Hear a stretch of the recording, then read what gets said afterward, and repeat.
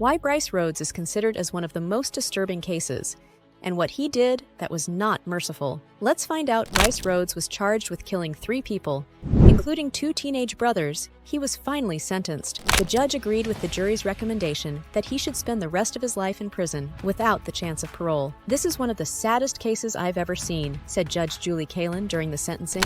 "Everything about this case is horrific." Earlier today, both sides officially rested, with the defense deciding not to call any witnesses.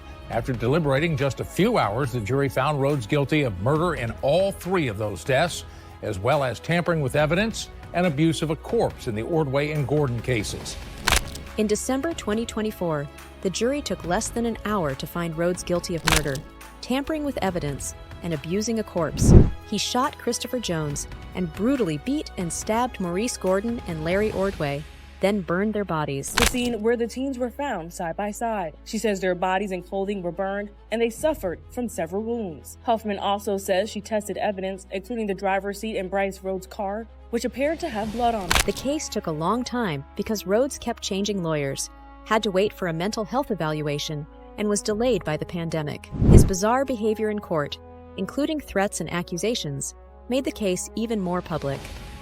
Judge Kalin told Rhodes it would be wrong not to follow the jury's recommendation and sentenced him to life without parole. Rhodes, who had often caused disruptions, said nothing and quietly left the courtroom. Rhodes was found mentally fit for trial, but not eligible for the death penalty due to his mental illness. His lawyers planned to appeal the verdict.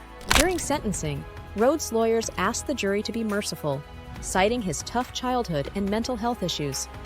But prosecutor Elizabeth Jones Brown urged the jury to remember the gruesome nature of the murders and Rhodes' criminal history, arguing he should never be free again. Victims' families were relieved by the sentence. Jackie Partee, grandmother of one of the teens, said Rhodes treated the kids like trash and hoped he found God in prison. Debbie Wren, another grandmother, wanted the life sentence to ensure Rhodes couldn't hurt anyone else, calling him evil. Chastity Stoner, mother of Christopher Jones's son, praised her son's resilience and success despite the tragedy. Before Rhodes was given his punishment, the court listened to 2 days of statements from the families of the victims. They talked about how much they have suffered for over 7 years.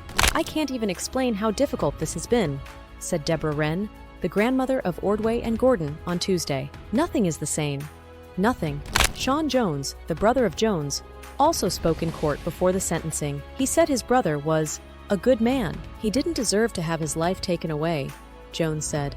"He didn't get to watch his sons and daughter grow up, or meet his granddaughter. He didn't get to experience that."